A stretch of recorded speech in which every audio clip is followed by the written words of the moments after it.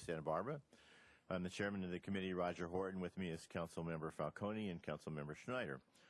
Today we have 4 items on our agenda, and the first item we will start with is the fiscal year 2009 first quarter interim financials. Mr. Pearson. Thank you, Mr. Chair. Good afternoon. I guess good morning. I guess it's a little unusual, but good morning.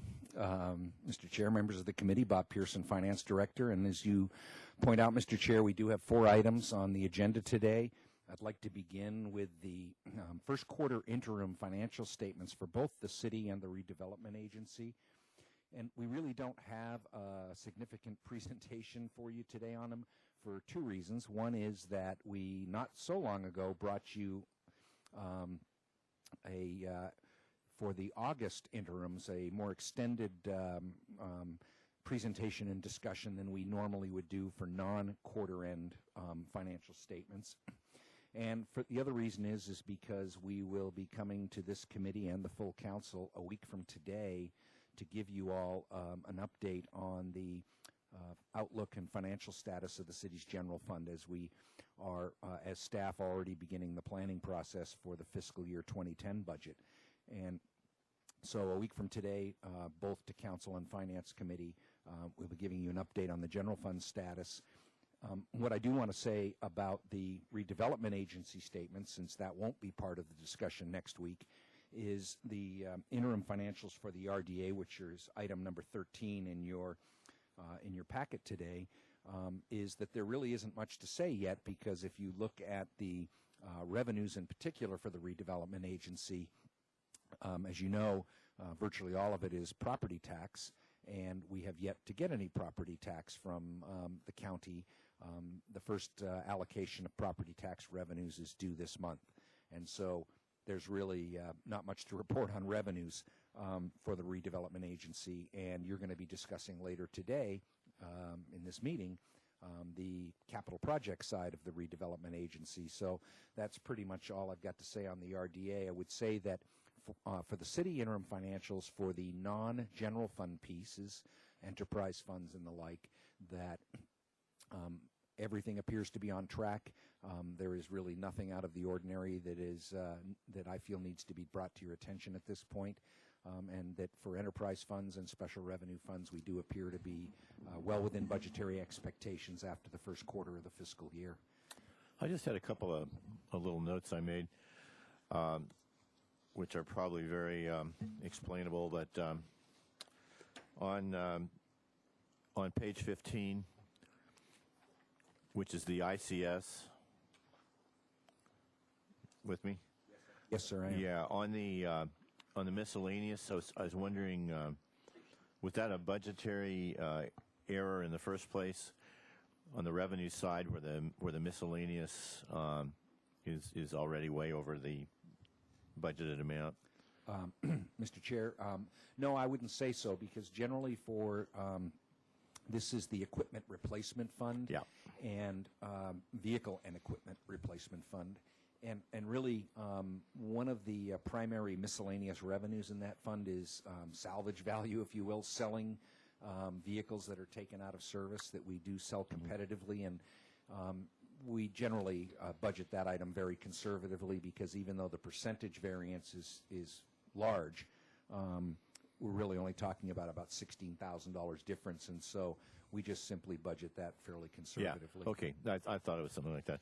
On the next page, page 16, which is self-insurance trust, again on the miscellaneous line, I was wondering if we know why our year-to-date actual under miscellaneous, is that a similar posting of something we weren't planning, or can anybody help me on that? Mr. Livingston? Yeah, Mr. Chair.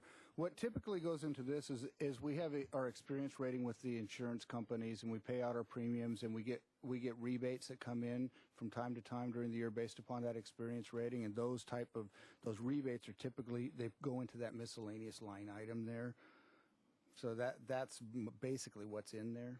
So you're thinking that's a rebate check that's been deposited? Yeah, I can go back in the records and double check. That's generally what's going into that line item. Why don't you just take a look at that and let me know offline if that's fine? Okay. Any other questions from anyone on these two reports? If not, is there a motion? I'll move both the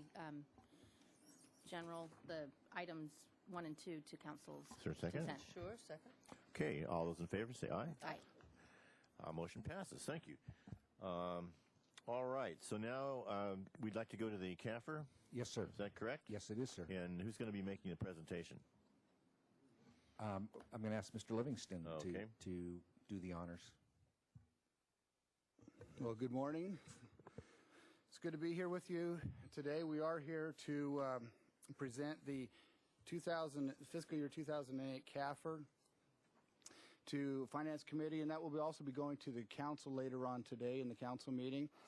Today we're going to go over summarize a few things in there and focus in on a couple of points that we think need a little bit more discussion to get a better understanding of what's happening here. I want to give a little bit of background on why we actually do this CAFR and why it's presented here. Each year, we're actually required by law to have an annual audit of our financial statements. This is required by the city charter and also by the state law. Federal and state granting agencies also require us to have this, and we do a single audit to test the grants that we receive from federal sources. And the bond rating companies want to have a better understanding of what's happening. We need this for when we go out to bond. Before I get going, though, I want to give special recognition to one of my staff members who's not here with us today, Doug Smith. He's one of our senior accountants, and Doug has put in numerous hours in helping me to prepare this document and get it all printed and ready for everyone. And I think it's appropriate that we recognize him at this time for the great work that he has done with this. The format of the presentation is we're going to go over the results of the audit first, and we have Henry Chen, our audit manager from Caparici and Larson, our CPA firm that does the audit. After Henry, we'll go over a little bit of an organization of how, or a summary of the organization of the CAFR, and so people can understand how to read this. And then we'll do a discussion of important notes. One thing I would like to mention for the public and for anybody that's interested is within approximately 1 week, we will have a copy of this CAFR online on the city's website. It's there already. It's at, we have a first version of it. We actually like to do it a little bit interactive, that we can go over little points and it brings you right to the page from the table of contents. And that is not available, but we actually have a photocopied version of it essentially online right now on the city's website, so people can feel free to go and look it up and find out information that they need in there. So with that, I'd like to pass the baton, so to speak, over to Henry for his portion. Okay, Henry, lead us through this. Thank you, Rudy. Good morning, members of the committee and Mr. Chair. My name is Henry Chen. I am the audit manager for this engagement from Caparici and Larson for the audit of the city of Santa Barbara. And I just want to briefly go over a little background on what we do and the results of the audits. I prepared a PowerPoint which you have a copy of if you can follow me through the page 3. As part of our audit, what we do is we need to assess the risk of the client. This is something we do every year, and we plan and assess the city's accounting policies, review that during what we call the interim phase of the audit, and review the internal controls of the city. We do a walkthrough, we talk to staff, see how they process transactions, how they prepare their work, and we evaluate that based on accounting procedures to see that there are strong internal controls in place. And that rolls into the validation phase of our audit, which is we look at the accounting balances, we look at the supporting documents, make sure that they match to the numbers that are on the general ledger. We also obtain information from outside sources, third parties, to confirm certain balances from banks, from attorneys, things of that nature, to further document and validate those numbers. We also look at management estimates, and we review the CAFR presentation, the financials for GAAP presentation, and we also look at some of the comparisons for specific balances year over year to get an understanding of maybe some of the changes and the reasons behind those changes from year to year. And as Rudy mentioned, there's also some compliance efforts that we have to do as part of the cities receiving some federal funds. We look at federal grants. We also look at the redevelopment agency for their compliance, and we also look at the airport for the passenger facilities charges. And the results of our audit is that we have issued, or we're going to issue these following reports. The CAFR, which you have in front of you today, the redevelopment agency, passenger facility charges, the CLETS report, single audit, which is the audit report on federal expenditures, GAN limit, and SAS 114 letters. And a brief overview of the conclusion of our audit, we have issued an unqualified opinion on the city's financial statements. Would you like to explain to the audience the GAN limit, please? Sure. GAN limit is part of, it's a calculation that city is required to do every year that takes into account the inflation factor and the population increase, and that is it puts a limit on the budgetary growth of the city based on those calculations. Mr. Chair, excuse me, Henry. In terms of the GAN limit, it's a constitutional requirement. It's a part of the state constitution which limits the amount of money that the city can spend from what is called, quote, proceeds of tax. It was adopted many, many years ago, and it was meant as a way to limit the amount of tax revenue growth that local governments in the state of California would be able to accumulate. Frankly, to be honest, the meat of the GAN limit was gutted many years ago by a voter-approved Proposition 111, which also raised the gas tax at that time and essentially modified the GAN limit calculation to do things such as exclude capital expenditures from the calculation and the like. And frankly, the GAN limit is no longer a meaningful test, despite the fact that by law we are still required to, as Henry says, calculate it annually. Yeah, good. Thank you for that. Thank you. Again, the conclusion of the audit is that we were able to issue an unqualified opinion, which in more layman's terms is a clean opinion, which means that the financial statements are fairly presented in all material respects. We verify that all the accounting policies were applied consistently, all the estimates are reasonable, and the disclosures are properly reflected in the financial statements. We are also happy to report that as part of SAS 114, we want to communicate, certain key points to the committee and to the council that we did not have any disagreements with management. We did not find any material errors or irregularities. There was no findings in the single audit reports. No accounting issues were noted. We did have one minor audit adjustment to compensated absences, but I would classify that as a very minor adjustment. And there was no material weaknesses in internal controls that we were able to discover. And that is it. And I want to take this time to thank the staff for their cooperation in our audit. We do a lot of cities up and down the state, and the cooperation that we receive from the city staff and the help that they give us makes our job a lot easier. And they get it, our requests to them, they turn around very quickly, and we're able to conduct this audit in a very expedient manner. And we want to express our appreciation to the staff for that and good work that they do in setting up the good internal controls that we are able to verify every year, and that they follow that procedures. Great. Appreciate hearing that, Henry. We have a question from Ms. Falcone. Mr. Chen, thank you for all the work that you've done, and thank you for working with us over the years. I want to take this opportunity to say that, I think that we have one of the finest staffs in any city in the state, and our financial staff is right up there with some of the best. I have the privilege of ever working with.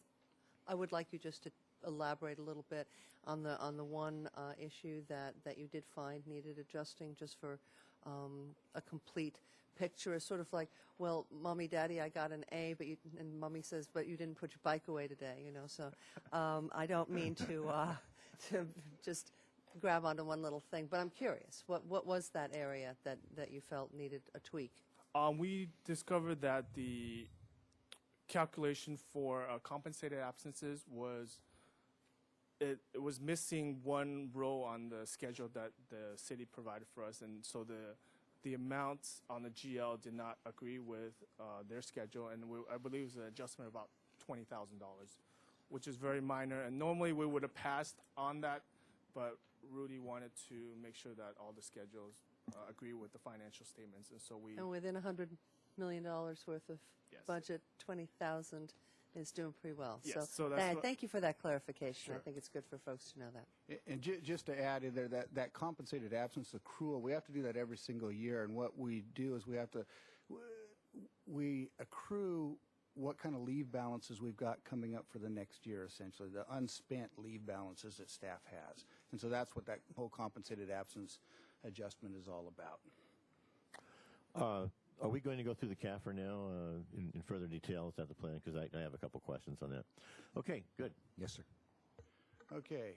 We will continue with the CAFR. I'd like to go briefly over the organization of the CAFR as it's laid out, so we can get basically a little bit of a roadmap in there. I wanted to make one comment about that.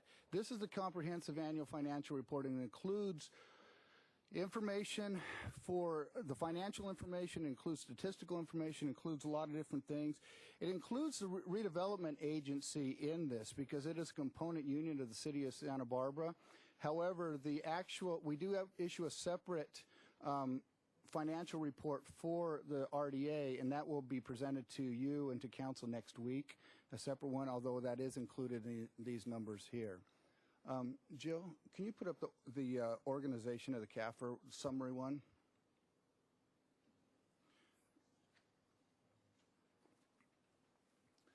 Just wanted to briefly go through this. The CAFR is divided up into three main sections. And the first section is the introductory section. In that section, we have a letter of transmittal from our city administrator and our finance director. We include the certificate of achievement for excellence in financial reporting that's issued by the Government Finance Officers Association. We also have information on the organization of the city in there.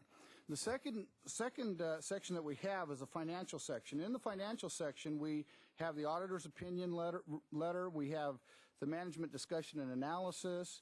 We have government-wide statements, fund financial statements, the notes to the financial statements, which are actually, when somebody's reading through the financial statements themselves, they need to consider the notes in conjunction with that to get the whole picture and understanding. We have some required supplementary information. Then we have combining fund statements that come in and come up forward to the top level financial statements. We have information on capital assets. And finally, we have the statistical section, which gives a lot of different statistics that help the general user to understand. But a lot of that stuff in the statistical section is really for the bond agencies, so that they can look at debt ratios. They can look at how much bonding capacity we have, how much tax is being how much taxpayer ability. Well, excuse me. The ability of taxpayers to pay for the bonds and property taxes and all those kind of things. It's a lot of those kind of measures. We won't go into that much today. I want to go through, I'm going to go through some of these areas rather quickly, and then we'll focus in on a few areas. If we could go to page 5 of the CAFR. This is a copy of the Certificate of Achievement. We've received this award for 5 straight years now. And this is a very prestigious award that we have, and this sets the city of Santa Barbara, aside from many of the cities throughout the country, in that there are requirements that we have that we want to strive to meet on this excellence in financial reporting. And so we're very proud of this. And so I want to make sure that we put that up there and just show you. That is for last year's report, and we anticipate that we will again receive that the award again this year. In the financial section on page 9, we have a copy of the independent auditor's report. I've highlighted a paragraph in there, and I think this is the most important part of that whole opinion letter, and that is that the auditors are expressing their opinion that the basic financials statements are presented fairly in all material respects.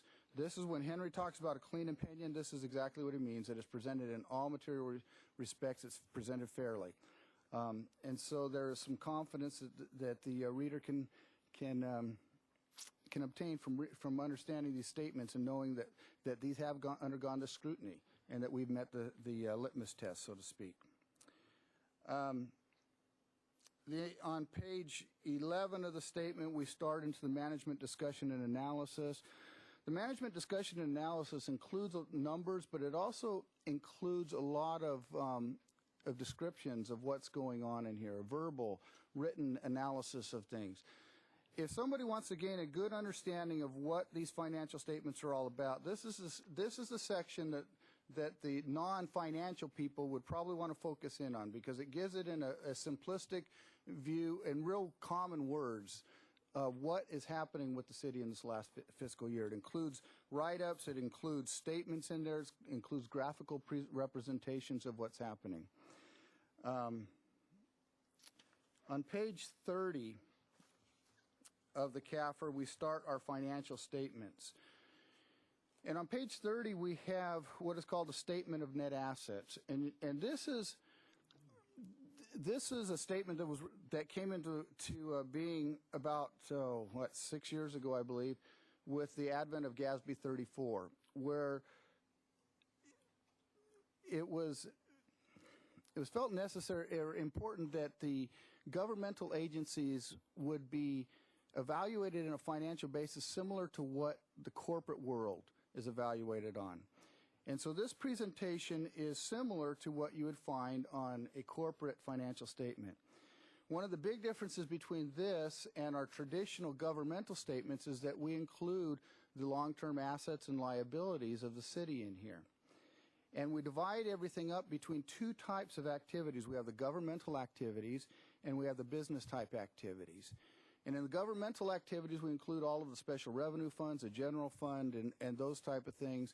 And the business type activities are essentially our enterprise funds that we have in the city here. Those are the basis for accounting for those is not very different from what we do in the governmental statements here. The next page is number 30 that I'd like to look at. And this is, the reason I always like to focus in on this a little bit is because it's different presentation of financial data than what we're normally used to. Usually we like to look at the revenues and then the expenses and get on with to where the net is. This takes a different approach, and it actually presents the expenses that we have for the governmental activities up on top, and it has the expenses of the business activities down below. So that's showing what we're putting, what's going out. And then the next three columns there are showing what revenues we are receiving for the particular type of activity that we have. So when we get to the fifth column over where it says governmental activities, that's the net subsidy that the city is paying for those type of activities, okay? And then similar with the business type activities, it shows what our net income is for the business activities from operations. And down below we have the these are the services, and down below we have the taxes and the interest revenue and those type of things.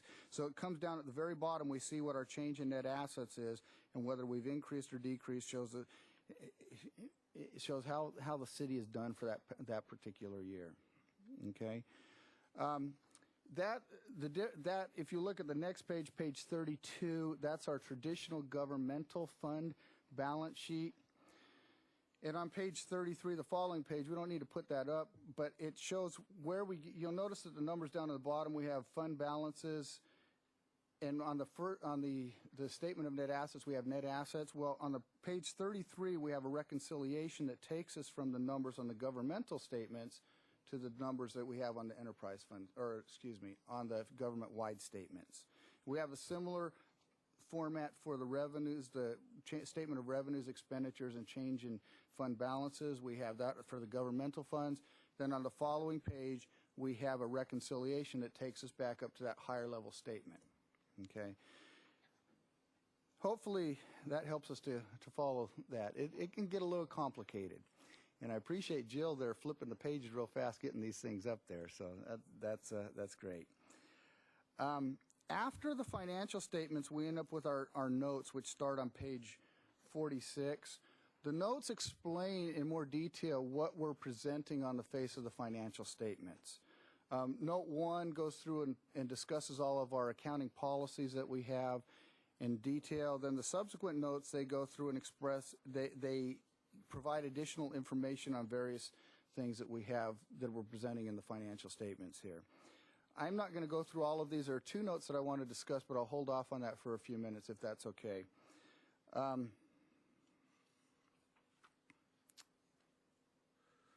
me see here. After we get done with the notes, there's a section that's called Required Supplementary Information, and that starts on page 80.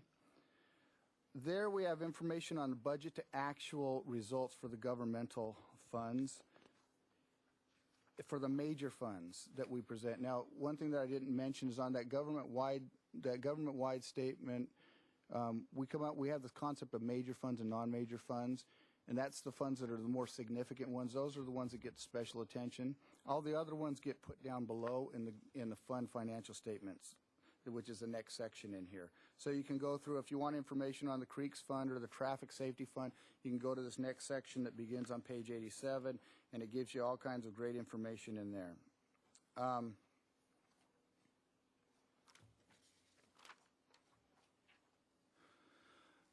I'd like to put up a few slides on some summarized information on the general fund financial results for this year. Jill, if we could put up that first page there. Yes, that is the handouts that I gave you prior to the meeting here. The budget of revenues. Excuse me, Mr. Chair, I don't mean to apologize. Can I, Rudy, you were going to go over a couple of the notes. Yes. Are you doing that? I'll go back to that as soon as I'm done with this. Thank Yes, you. because there are 2 notes in particular that we need to discuss. One of them is brand new, and the other one, yeah, it's a couple of those. So I just want to go quickly over the highlights of the general fund itself. The revenues for the general fund were budgeted at $106,727,000 and change this year. The actual total that we received was $103,000, or $103 million, excuse me. Little difference, huh? 103, that's quite a drop-off, isn't it? $103 million. We can see from the schedule that I prepared that we have a significant portion of our revenues are generated from taxes. And so I split these things up into various components of tax revenue so that we can see where we actually ended up the year. On these, we can see from this that the sales tax revenues ended the year about $323,000 below what was budgeted. Similarly, the TOT, the bed tax, ended the year $645,000 below what was budgeted. The other ones were relatively minor, but property taxes continued to increase. We had a $453,000 increase in property tax revenues for the year. But the net of all of the tax revenues is that we actually fell short of our budget by $610,000. That's real cash that we just didn't get in, but what we were expecting to get.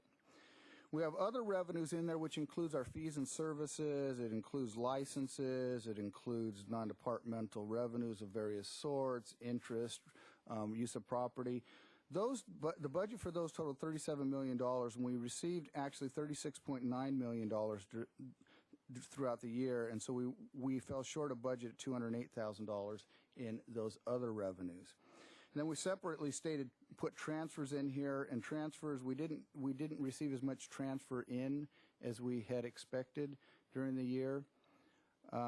That fell short of budget. But one of the biggest items in here that what created a huge budget variance for us is we started this policy 2 years ago of budgeting a year-end variance in the including in the annual budget. This year it was $2.3 million. That is what is expected to be received in revenues and expenditure savings over what is for the budget. So we budgeted this $2.3 million. We did not expect to receive any actual revenues in this line, so that's why it shows a huge budget variance in there, because it's not a revenue really, it's a combination of revenues expenditures. I want to move on to the expenditure side of things. We split these expenditures up by department in the general fund. Rudy, can we go Bob? back to that schedule? Yes. Real quick. I wanted just to expand a little bit on what Rudy said with respect to the year-end variance. If you were to take that number out, the $2.3 million, we were basically $1.2 million under what we budgeted last year. Yet we actually budgeted the fact that we would receive $2.3 million in combination of expenditure savings and revenues over budget of $2.3 million. So, and of course, a portion of that is from revenue surpluses, but we achieved none of that. In fact, we were in the whole $1.2 million. So it's not only did we get zero variance, we actually were short $1.2 million, so it had a double impact on that.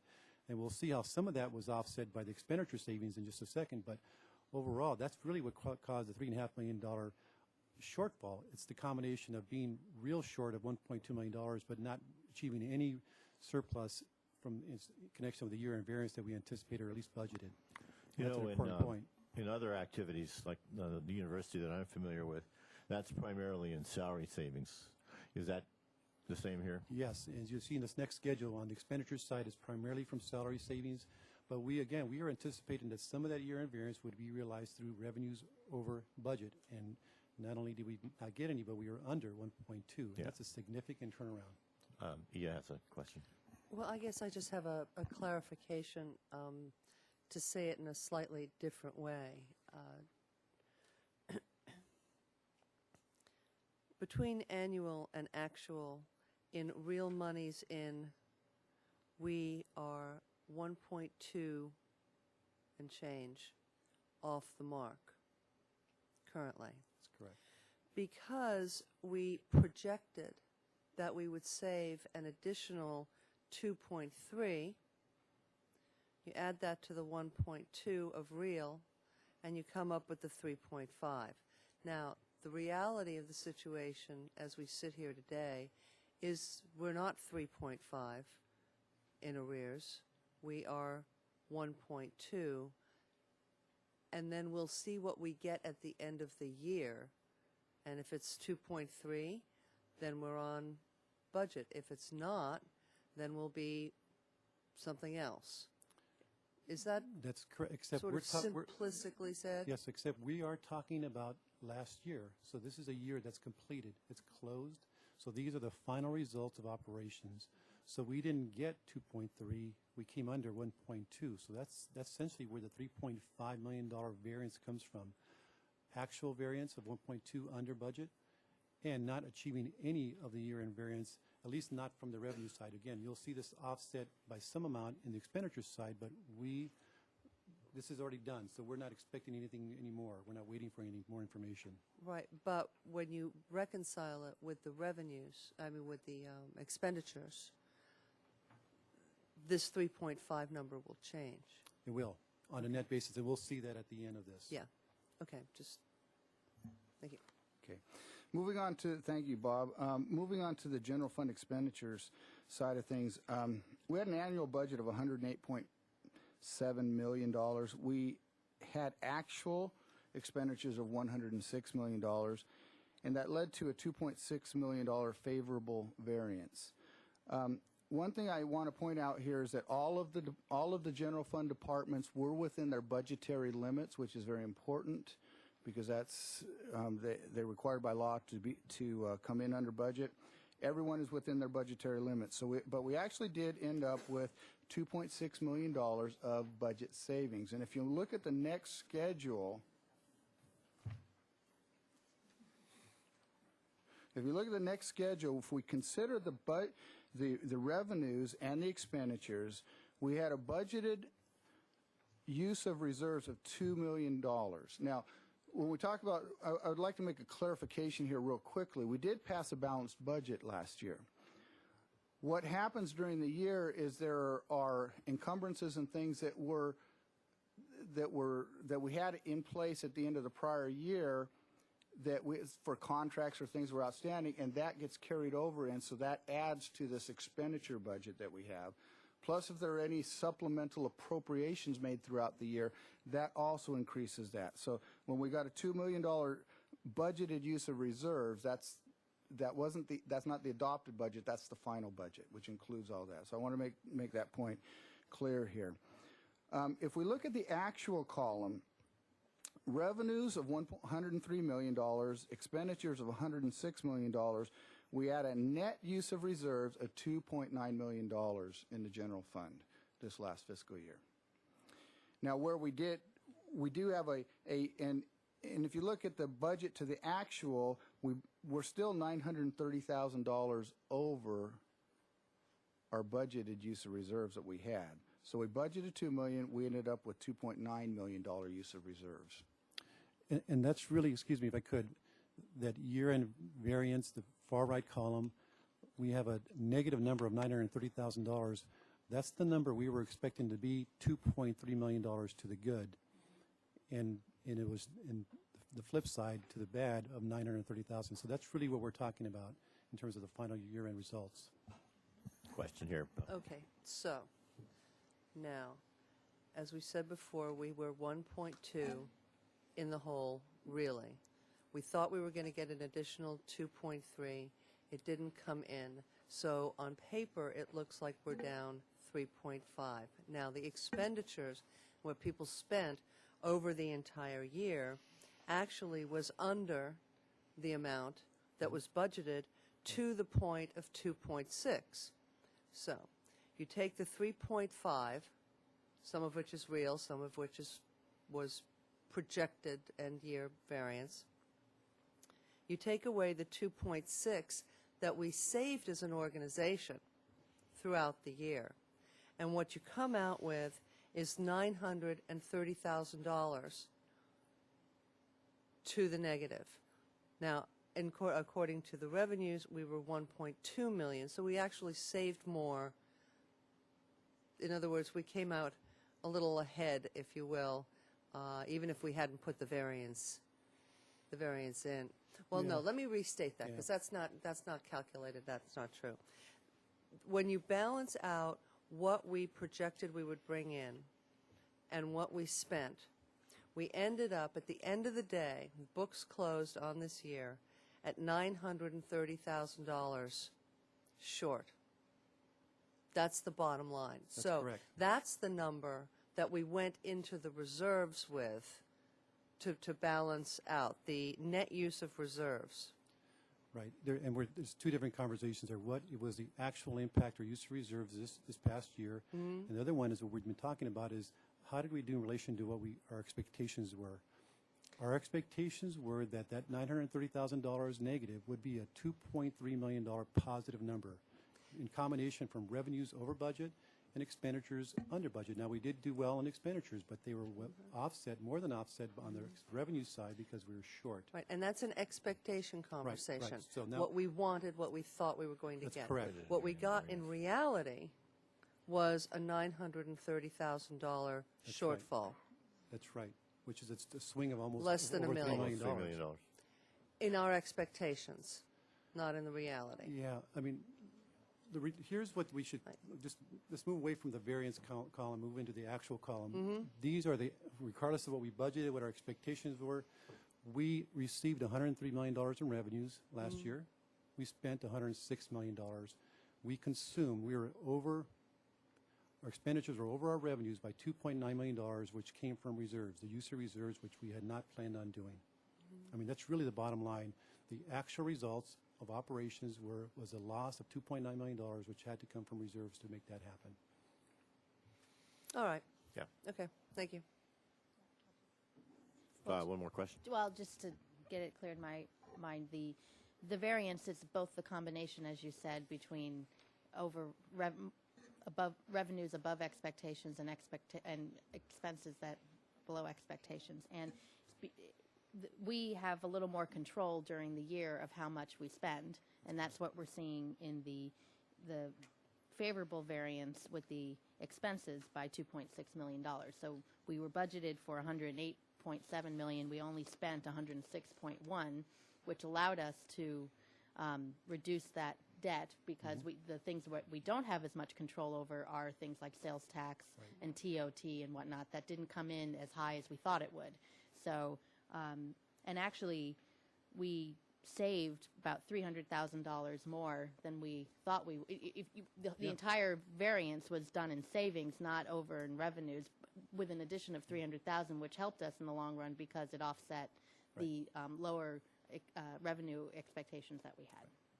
So, had the economy and the sales tax and whatnot been where we thought it would be, we would have had the budget where we were, and we were able to plan ahead and actually try to offset as much as we could through lower expenditures. Yeah, and that's true and absolutely true. And to add to that, we range in our expenditure savings anywhere between $1.5 million to $2 million. So 2.6 favorable variance was great, and it helped offset the revenue shortfalls that we realized while we were expecting surpluses. Right. So, I mean, just that first page you had on, having the variance on the page with the revenues, it's a little misleading because it makes it sound like that variance is totally about additional revenues beyond expectations, when really it's a combination between the two. It's almost like you want to put that variance amount just before the bottom line as opposed to in the middle between revenues and expenses. Right. Because you don't want to make it sound like that we thought, because then it makes that $3.5 million seem extreme when in fact it's not $3.5 million of under expectations of revenues. It's only it's a different number there. It's an interesting animal, this year-end variance. That was part of what I was getting to, The concept was great. The execution is confusing. We got it, though. We got it. Okay, Rudy, continue. Bob wanted to give a short summary and discussion on the reserves. Yep. So I believe you have a handout on this as well. It's the last page in that packet. So at the end of each year, we recalculate our actual reserves in the general fund. We do it for all funds, but this is, of course, the focus of the general fund. And we compare it to what our policy indicates we should have set aside for three reserves. The first is what we call the budgetary reserve, or the reserve for future year's budget. And that's supposed to be, that's 10% of the operating budget. That's how it's calculated. We also have an emergency or disaster reserve representing 15% of our operating budget. And then we also have a capital reserve that's fixed at $1 million. And this is pursuant to a policy adopted by City Council back in 1995. So I'm actually going to start with the middle column, which says this is what we should have in the bank in reserves. The budgetary reserve, we should have about $10.6 million. The disaster reserve, we should have 16, and then capital $1 million. How much we actually have at the end of last year, June 30, 2008, point in time, doesn't count what's happened this year so far, things we know already, but what our actual reserve balances were at June 30, 2008, $951,666 for the budgetary reserve. Our emergency or disaster reserve is fully funded, as is our capital reserve. So while our policy requires $27.7 million almost, we have in actual terms, actual reserves, almost $18 million, and you can see what the difference is of $9.7 million. So these are final numbers as of June 30, 2008. Again, doesn't reflect anything that might happen by the end of this year, but just a point in time. And just wanted to make sure you saw that and understood that, obviously particularly given that our budgetary reserve is now down to less than $1 million. Any questions on that?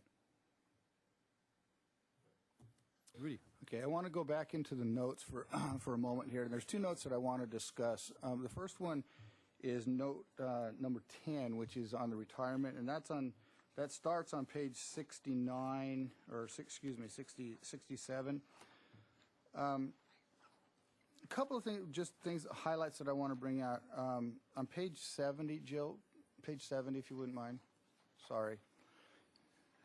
On page 70, there are a couple of things that I want to bring out first. There is that the required contributions that we have for this pension plan are based upon an actuarial assessment evaluation that was done 3 years ago, as of June 30th, 2005. So the current market situation that we have right now is not factored into this. This is past information. So it's based on three-year-old information. That's just the way PERS does these things. As we move forward, with the rocky experience we've had over the last year or so, we expect that there will be some modifications, but that will be reflected in the PERS contributions that we'll have in about 3 years now. So I just wanted to bring out that point here. The PERS. This footnote here, it presents information for the 3 different plans that we have here, for the generals, for the fire, and for the police plans. All 3 of those are presented in here separately. It provides information on the actuarial assumptions that are used to calculate the costs. It includes information on the annual pension costs, the accrued liabilities, and it includes the funding status. And that's on page 70. If you could put that up, Joe, on page 70. That's the one. Sorry, I didn't look up over my shoulder. Thank you. That's page 70. If you look on here, it gives us a 5-year history of where we have been. You'll notice on the far right-hand corner, it shows our unfunded liability as a % of payroll. So in this case here, in the top one, the miscellaneous plan, the unfunded portion is 123% of our annual payroll. That's the annual covered payroll. And the safety plans are similar in there. This information gives us essentially, it's a volatility factor of where these plans are going, what we have to make up. We have the liability of what we're going to have to pay out in the pension. We've got what we have in assets and what our unfunded status is here. And so we can see that at this point in time, we're actually 77.5% funded on the miscellaneous plan, 81.2% on the safety fire plan, and 81.8% on the safety police plan. And those are the points that I wanted to bring up briefly on this, that we are not fully funded on these plans. So it's just, over time, the contributions in future years helps to bring this gap together theoretically, but that's all factored into our plans. Yes, sir. Question of you, Mr. Pearson or Mr. Armstrong. What do we know about the general rule of thumb in the state of California and present on these plans? Mr. Chair, the general rule of thumb. In other words, is everybody funded except us, or? Oh, no. That's what I'm trying to. I don't have the statistics at hand, but I can tell you that unfunded liability is driven these days as much by investment returns, because Sure. Whatever we contribute, or any city contributes to PERS by way of employer contributions, is dwarfed by the investment income that they normally earn on the portfolio. And the volatility on the asset side of the balance sheet for PERS is what is really driving things today. Rudy mentioned this, but the investment losses that PERS is sustaining, and there was an article, front page of the San Francisco Chronicle today, about how PERS, since the peak of the investment bubble back in October of 2007, has lost almost a third of its entire portfolio value. That really is what's driving it, and nobody in this state, no public agency, will be fully funded when you're looking at losses, asset value losses of anywhere up to 32%. So I don't think we're unique in this regard in any way, shape, or form. I do want to add, though, that when you look at the miscellaneous plan numbers, one of the things to keep in mind, and I know you'll recall this, is when you're looking at the unfunded liability, that unfunded liability is not entirely the liability of the city. Because when we, about 3 years ago, the employees voted to enhance their own retirement benefits, they agreed to pay for that enhancement. And so a significant portion of the accrued liability under the miscellaneous plan, although we have to report it in our financial statements, a significant portion of that is the responsibility of the current and future employees. And so it really isn't as big a number from a city perspective as it would appear from looking at this statement. Okay, Ms. Sarconi? Going forward, in that the funded status, it has changed dramatically during these economic events. When things begin to come back, whenever that is, will we be made whole to the point where we were before the bottom fell out and PERS started losing? Or is it always so volatile because they are based on market conditions that it's hard to get a handle on a stable number? Mr. Chair, Councilmember Falcone, I don't know that you can say that we'll ever be made whole. I mean, it depends on the PERS's investment results. I know, that's my point. And I would say that, you know, looking forward from this point in the trough, if you will, it's pretty hard to see up over the swell in front of us, and for me at least to see that we're going to get back to where we were. But that certainly has been the historical pattern that eventually we, you know, asset values regain the lost ground and eventually, generally in the past at least, have then continued to grow in the long term. Is there a trigger point at some point where we get below a certain percentage in our unfunded liability that we are required to start making involuntary make-up contributions? Well, yes. If I could rephrase that a little bit, the answer is yes. And the reason for that is that PERS actually tracks two different sets of asset values. And it's not that they have two separate books, but their market value of assets, and then there's what are called the actuarial value of assets.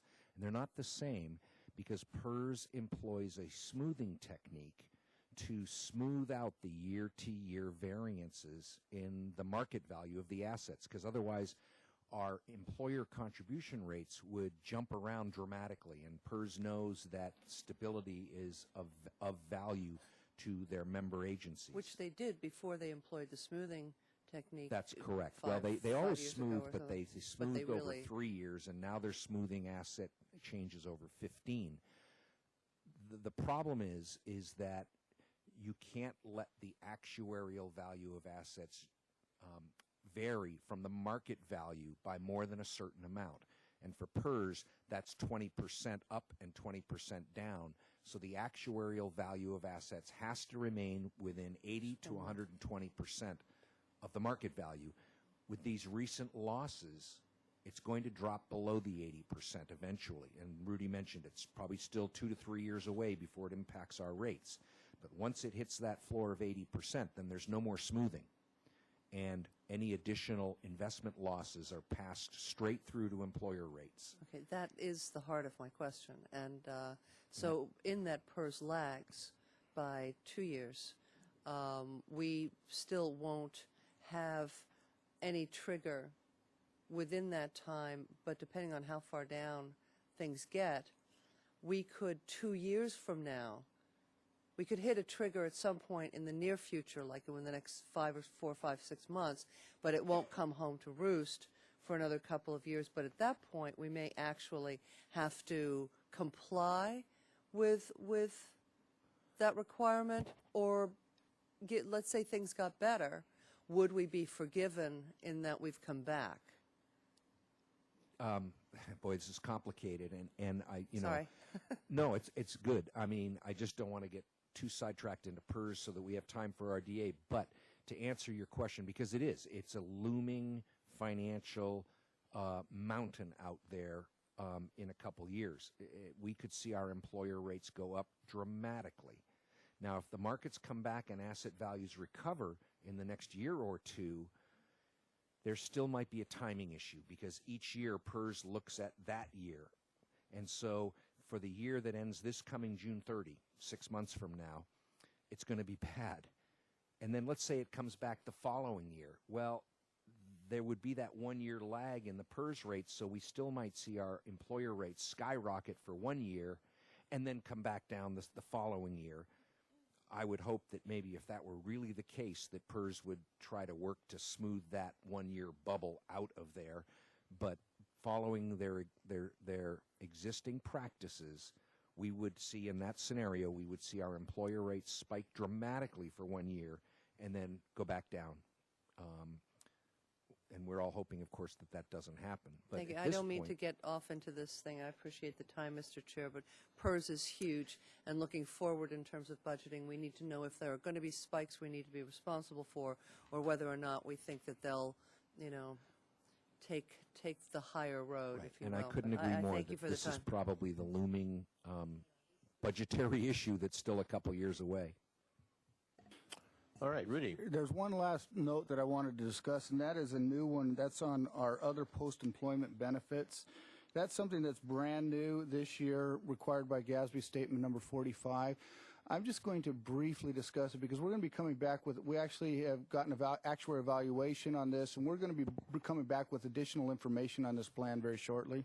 Mr. Person? Yes, thank you, Rudy. I think I'll take this one because this is something I've been working on. Rudy mentioned that GASB 45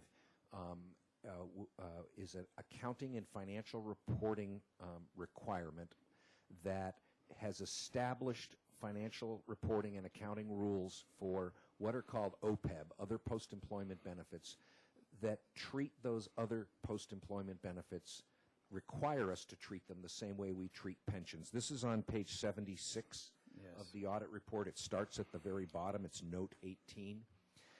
And up until GASB 45, other post-employment benefits, which primarily are retiree medical, that is the big one, were not, there was no established required accounting or financial reporting requirements for disclosing our potential liabilities as a result of retiree medical.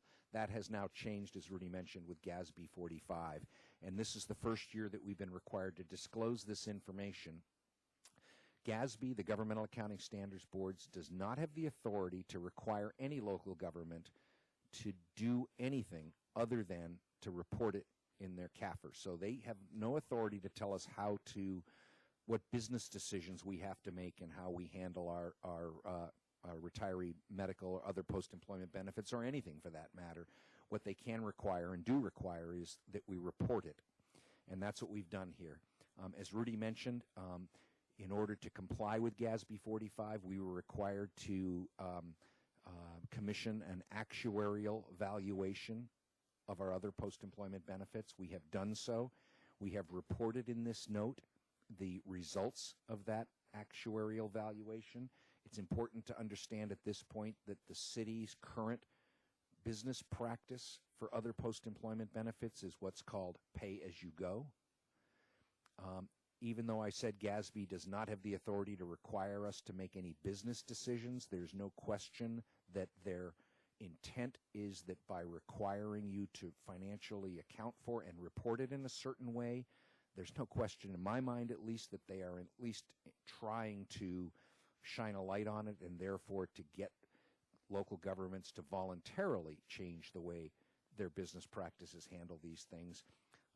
We're going to come back to the Finance Committee within 60 days with a full look at this actuarial valuation and with some recommendations on how we should be pre-funding, if you will, our OPEB, just like we do with our PERS pensions, that you would fund it on an actuarially sound and continuing basis, not simply paying each year your cash out the door, pay-as-you-go obligation, but rather funding it based on an actuarial valuation. So we're going to be back to you shortly after the new year with a full look at GASB 45, a full look at the city's other post-employment benefit obligations, and with some recommendations on how we think that the city should proceed in terms of treating those.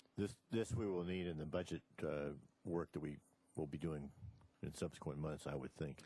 It certainly has the possibility to affect budget discussions. As I said, there's nothing that requires us to change from our current pay-as-you-go methodology, which is already in the budget.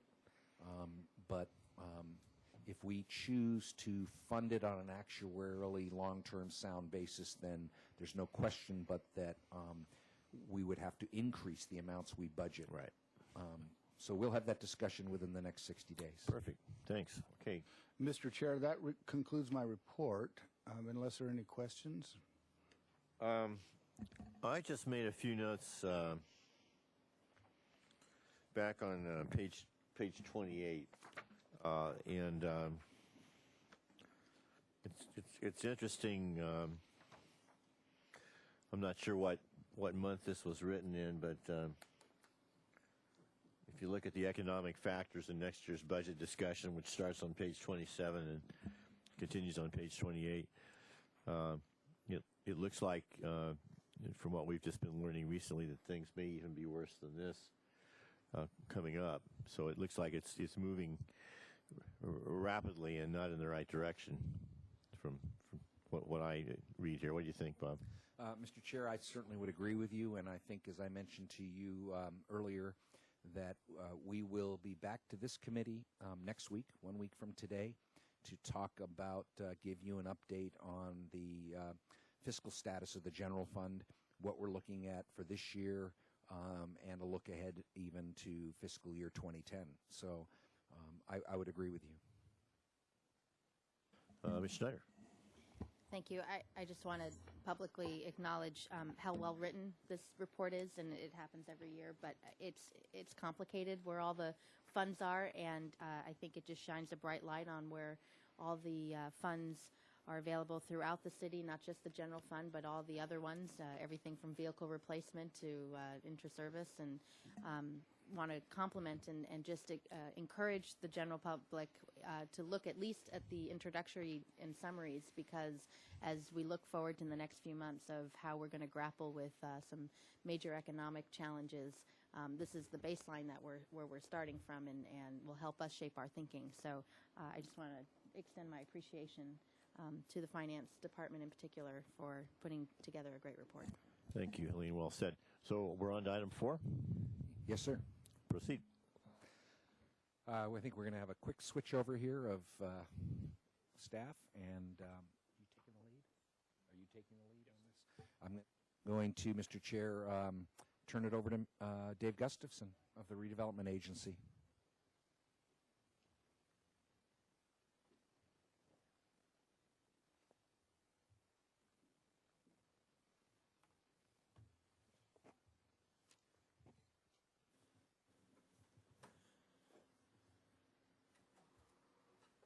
Ready? Thank you, Mr. Chair and members of the Finance Committee. Dave Gustafson, Assistant Community Development Director and Housing and Redevelopment Manager. And what we want to provide to you today is a report on the delayed Redevelopment Agency capital program, and get your input and recommendations to be carried on to the City Council for next week. So I thought what I'd do is take you through a fairly brief PowerPoint presentation of the issues, and then at the end of things we have an interactive spreadsheet that you can start playing with numbers and moving them around, and see your reaction to the staff recommendation and make any changes. We also today here have, besides the redevelopment staff and community development, we have stakeholders for lots of these projects, project managers or representatives of other departments that can answer a lot of questions for you. So moving to the first slide, the presentation outline, basically we're going to begin the first step in conducting the 2009 RDA budget process for the capital programs. You've already done the operating budget for 2009, obviously. We're going to talk a little bit to you about redevelopment agency funding constraints and the funds that would be available to be used for the capital program, and then go to some staff recommendations about capital program and community grants, and give you a slate of recommended projects that you can react to, and then talk to you about potential future RDA projects that haven't been in the program. The fiscal year 2009 process, back on June 24th, you adopted the agency budget that really was the operating budget. And you delayed the process for considering capital project program and community grants until we could know more about what was going to happen to our local revenues in relation to the state's budget crisis and the potential for them to shift our local tax increment revenues to what's called the ERAF, or the Educational Revenue Augmentation Fund. And we waited for some time to see what the state might do in their workout of this very significant dilemma that they have at the state budget. And what they did was decide to take 5% of all redevelopment agencies' local tax increment funds for the year. And for us, that computed to be about $1.4 million. And we would want you to recognize that there's a potential for an increase in that to follow. And that is the first bullet we have on the next slide. There's two things going on. One, the state decided to shift $1.4 million of our funds to this educational, I'll just say a shorthand, the ERAF fund. They are still meeting in an attempt to deal with the current budget crisis, and there is potential that they might decide to increase that ERAF taking beyond the 1.4 million. The legislative analyst office has suggested that they take an additional amount of money, which we compute for our agency might be in the neighborhood of $200,000. And then there's the ongoing discussion or contemplation that that ERAF shift that we saw for this year might in fact become a permanent shift. You also recognize that we, as a redevelopment agency, as an older redevelopment agency, we no longer have any bonding capacity. The statutory limit for us engaging in issuing debt is passed back in 2003. And based on current and possible future projects, the majority of RDA funds now and in the projected future, would essentially be used. In other words, if you look at the slate of projects we have now and you contemplate some of the ones that we've identified as potential future projects, that's pretty much it in terms of the revenues that we could anticipate over the life of the project area between now and its expiration, which is in 2015, which is 6 more years. So in past years, we've had the ability to talk about issuing bonds to get a large amount of money to do new capital projects, or we had a lot of future years of tax increment to look at. It's not the case any longer. We're fairly constrained. We've estimated for you the future surplus tax increment that we might realize in that next 6 years, and that's surplus. So what we're really telling you is we've done some calculations about how we think our costs would go up. We've calculated them at about 3%. We've done some calculation about how we think our annual tax increment income would go up, and we've calculated that at 4%. So right away I offer you the caveat that in today's market, who knows if we'll continue to go up at 4%. It's been kind of our historic experience, but maybe for some number of years as this whole economic crisis works out and as people may come forward and seek reassessment of their property, our tax increment might not grow at that rate, or even conceivably in the worst case could go down somewhat. There's always a lag time for our source of revenue compared to the other revenues you've been looking at regarding the city's budget. So a typical conservative estimate would be that 4%, and that would yield us about $30 million between now and the end of the project area in 2015. That would be what I would call discretionary or surplus money, the money you could use for projects after we've covered debt service and operating costs and those kinds of things. And on the housing side, this isn't about housing today, but just for your information, the 20% set aside would probably represent about $16 million in revenues. I'm trying to get the math straight.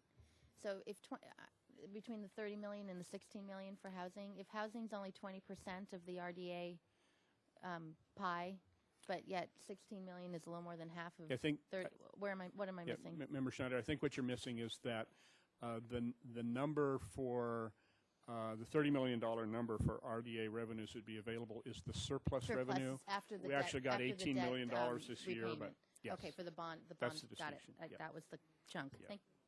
So we put together for you a chart of available funds, and I want to run just briefly through those for you. You know well from the 2009 budget process that after we satisfied our obligations for debt and we satisfied our operating expenses, we had an estimated tax increment surplus of about $4.6 million. And that was the money you decided not to spend until you knew what was going to happen to us regarding the ERAF. And then you see what happened to us regarding the ERAF. It was a $1.4 million hit. That left us with $3.2 million. So that was our estimated annual revenue for fiscal year 2009 that was reduced by the ERAF to 3.2. Now there's a series of non-recurring revenues, and frankly most of these are interest on our bond funds that were deposited for capital projects that we've earned over the year. And we've gone through the process with finance of identifying all those revenues that would come out of the earned interest from the bond funds and the other capital funds that would have occurred to this point in the fiscal year. And you can see that the total of them with one other item is $7 million. And that other item is the East Cabrillo Sidewalk Project. And that's the fund balance. We're pretty happy to be able to report to you that we completed the East Cabrillo Sidewalk Project, and we had $1.4 million left over, which is news it's nice to give you once in a while. Got some favorable bids and some savings in the whole project. It's done, and that's what we have. So that money could go into this non-recurring revenue category, which would give us $7 million. And then there are possible sources of additional agency revenue that you could bring to this consideration of spending it on capital projects. And one of them is the closure of the 2007 Santa Barbara Channels grant. If you remember Santa Barbara Channels, the public TV stations, public access TV stations, you had provided them with a $1 million grant to find a new home. They were being displaced. We have worked very diligently with them for, 2 to 3 years now, trying to find them a home. They're in the process of a negotiation to lease a property which is not in the project area and are prepared to relinquish that $1 million back to the fund. What they will get is the home for their studios. What they won't get was the additional benefit of rehearsal space that we were trying to achieve at that same location. But that's essentially could be considered surplus money that can come back. The Mission Creek Flood Control Enhancement Scope Reduction, what that means is that a number of years ago, funds were appropriated to enhance the planned federally funded Mission Creek Flood Control Project. And that meant acquisition of properties and development of open space and pocket parks and those kinds of things that weren't part of the hard construction of the channel, but were ancillary and peripheral to it. We went ahead and acquired the properties that we had been looking at Bath and Ortega. That left us with a surplus, and of the surplus, we're intending, as we go further and you look at our recommending table, we intend to keep $750,000 of that aside to complete the pocket park that would go in at Bath and Ortega, and then that leaves $500,000 that isn't needed for the project. So that's another potential source of money you could shift into this exercise today. And then RDA property acquisition, there's a remaining $1.625 million there. It's nice to have the odd opportunity. There aren't any properties that jump out at us right now for acquisition. You could, of course, leave that in for future opportunities, but you also could be considering spending it to do capital projects that we currently have on the books. One quick question, Dave. Yes. Another question on potential revenue sources, and I don't know if it's in the non-recurring revenues. In the September 30th financials that we just passed to council, there are a number of capital outlay projects that are listed as finished, and yet there's still money in them that I assume are not going to be used because they're finished. For example, the public restrooms we know they're done, they've been done, and yet there's still a $57,000, $640, there's still money in that budget. Is that money rolled up in here? Because there are a few like that one's even like the State Street underpass improvements for $106,000. Is that in there, or is that something that could be added to it? Mr. Bossy, I see your hand on the lever there. Yes. No, those monies are not in this particular formula. So those could be added to the pot as well. Because I'm seeing 7,000, 58,000, 15,000, 107,000, I'm rounding up, and 36,000. I mean, that's a good chunk of change that we hope, but we're not going to look at that in terms of this process, and why? I think we can. We've been working to close those accounts with the finance staff. So those are things that we'll close out. On a lot of them, we do want, some of them are very old and should be closed out. Others we're still waiting on some last minute items, but the dollar amounts should be relatively equal to what you see in there and could be rolled into this amount, which would add up to probably another couple $100,000. Right. So we'll go Right. back and take a look at that and bring it to you at council next week, so you know that additional. Because I amount think on that makes a difference in terms of how we might want to Good look catch. at some Thank you. funding. So, Thank you. thank you. Okay, moving on. These are our recommendations for this capital budget process this year.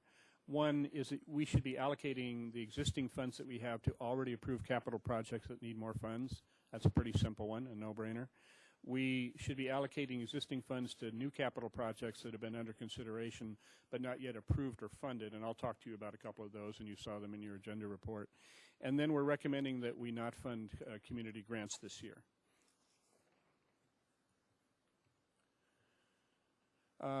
Which is that first bullet again? Roger. As far as the not funding community grants, we've done that in the recent past. Is that true? Refresh my memory. Yes, Mr. Chair, Member Falcone, we have done it in the recent past. The Santa Barbara Channels grant that I spoke about is one example. There was a period of years during the previous round of ERAF takings by the state, where we decided not to do community grants. Right.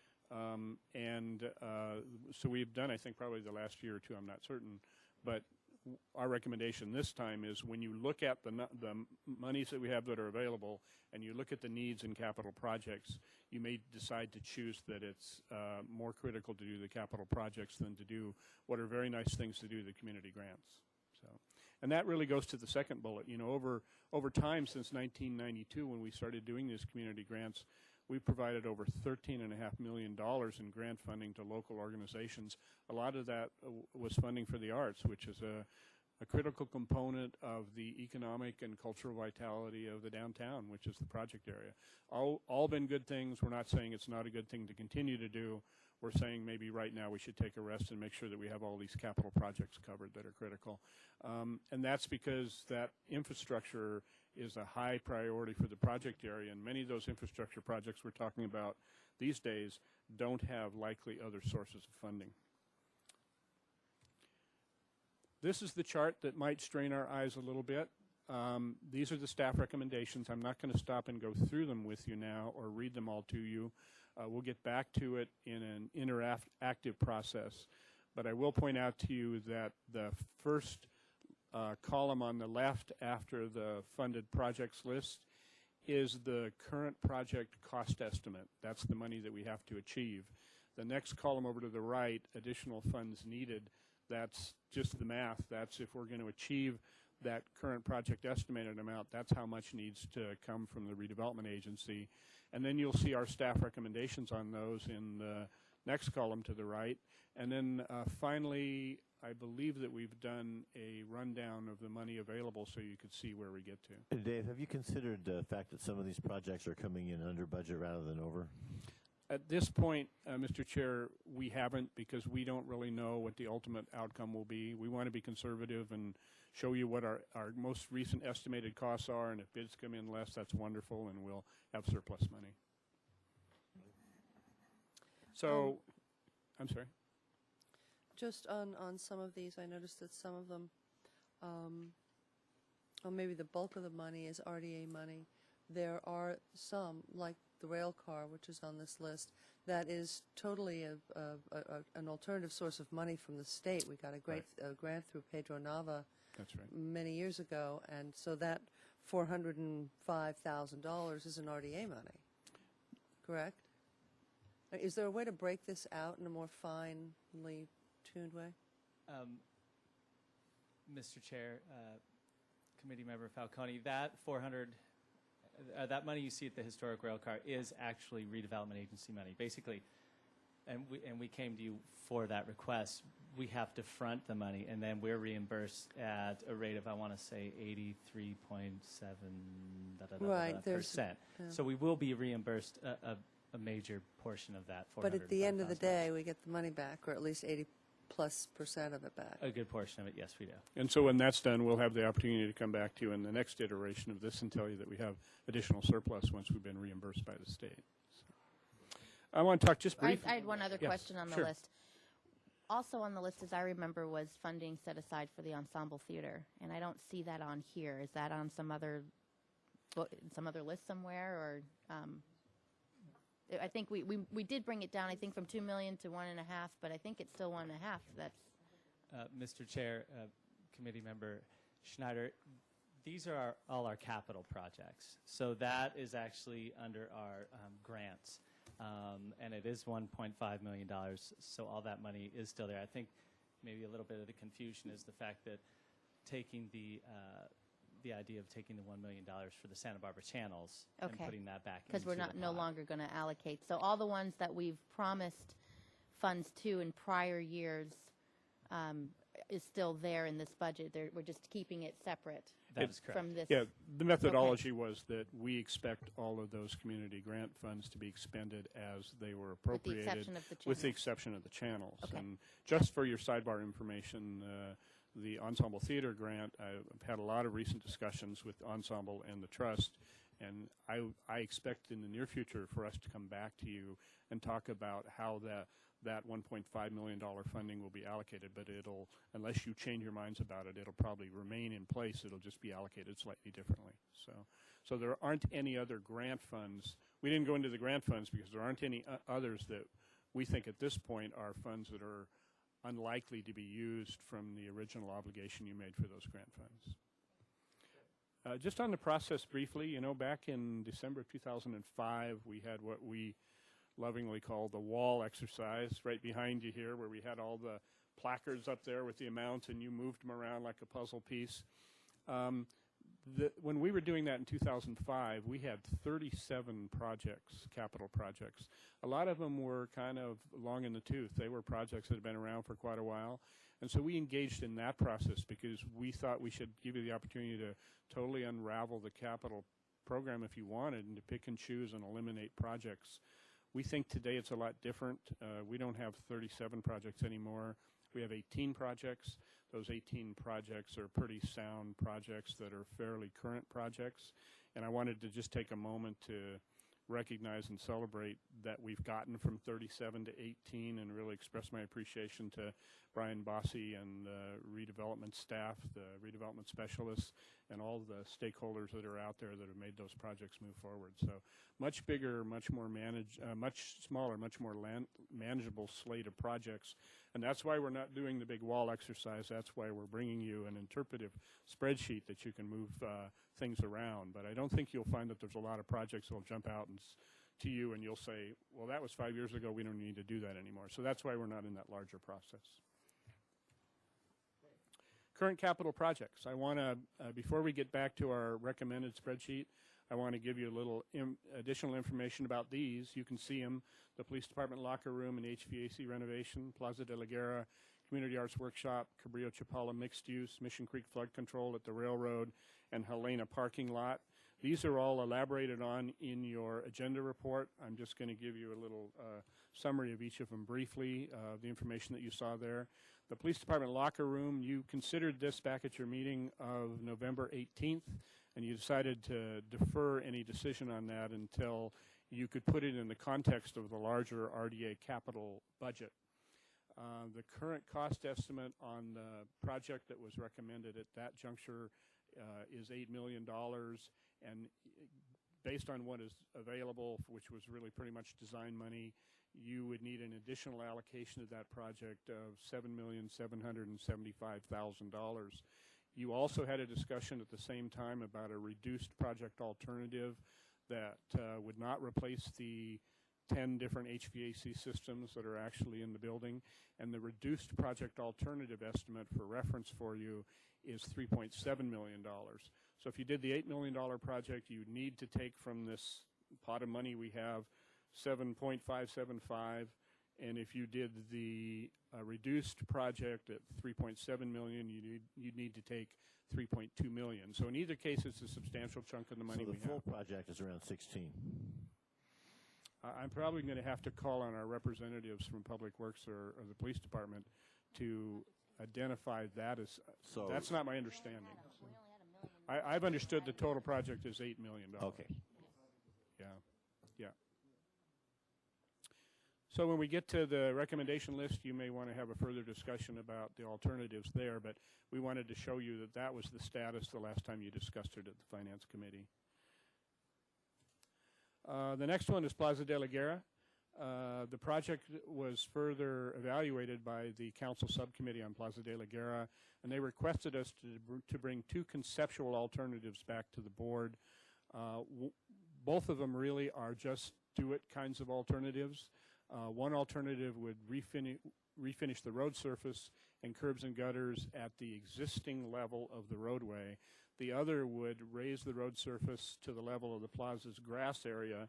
Otherwise, they would both do essentially the just do it things. And by that I mean we're not talking in this case, for instance, about the rebuilding of the Harmer Adobe and those kinds of things. And we're not talking about taking all the parking off of the ring road there. We are probably talking about, remember it's a conceptual plan at this point, we're probably talking about removing 5 to 7 parking spaces for public safety issues and for aesthetic view corridor issues as folks come off of Stork Placida. Question. The Just Do It's involve a lot of the other infrastructure fixes, right? They're not enumerated there, but there's electrical, there are a whole host of Curbs and gutters and resurfacing the road. Curbs and gutters. Now, let me ask you a little bit about that. You say that both alternatives will cost about 2.2. I know the Just Do It list several years ago was sort of in the 1.4 range, but, you know, there it is, the value of money and taking time to talk about it. How can you, and maybe this is an engineering question, it's a little too detailed, but if you just replace the curb and gutter, you pave the street, you repave the sidewalk at their current existing levels, how can that cost the same amount of money as putting in a tremendous amount of fill, raising a street to a sidewalk level, and doing a whole sort of smoothing effect around the entire perimeter of what am I, you know, I'm not an engineer, I'm just a lowly lawyer, but, you know, that does not compute for me. You let Mr. Bossi answer that one. Well, I'm not an engineer, and I'm not a lawyer. So, but there's one sitting over there. The information we've received from our consultant, it basically comes down to, in either case, it all has to be ripped up. So you're going through essentially the same exercise whether you raise the road or not. Yes, there is some additional fill, but the information we've received from our consultant says the difference in those two alternatives is about $12,000. It was a shock to us, but when you go back and think about what has to be done in order to get either of those, the curbs have to come out, the sidewalks have to come out, and the street has to be completely ripped up. And I would make the point that if we raise the road, then the curbs and gutters wouldn't go back in. So maybe that's the difference. There's a balancing. Offsets the fill question. All right. The last question on this is, under either alternative, would the same number of parking spaces come out, or if the current configuration were just replaced, wouldn't virtually the same number of parking spaces stay, with the exception of maybe a few? You know, I misinformed you a little bit ago when I said the range was 5 to 7. It's actually 3 to 7. And between the two alternatives, I couldn't tell you at this point which is 3 and which is 7. Well, but I think that gives common you the sense will tell us all what that is. So, okay. Okay, thank you. Next slide, Community Arts Workshop. You got an email recently with the bad news about the challenges we're encountering over at the Recycle Center. The project's been delayed due to the extent of the hazardous materials on site. When we were working with the county to remove the test wells, that triggered some additional analysis that then discovered some additional problems. It's estimated that it'll take 1 to 2 years to obtain clearance for the site through County Fire when all of that has been analyzed. We're a little concerned about the indoor air conditions due to some off-gassing, and we're going to conduct some sampling tests to confirm that it is indeed safe to continue to allow Solstice to occupy the space with the open bays and lots of fresh air coming through there for the next Solstice Parade in 2009. And we're showing you the additional money that's needed to complete the project, but I'd point out that $735,750 was an estimate of additional costs that we came to you with probably a year to a year and a half ago. That remains the same. It doesn't include the cost of the remediation of the hazardous materials.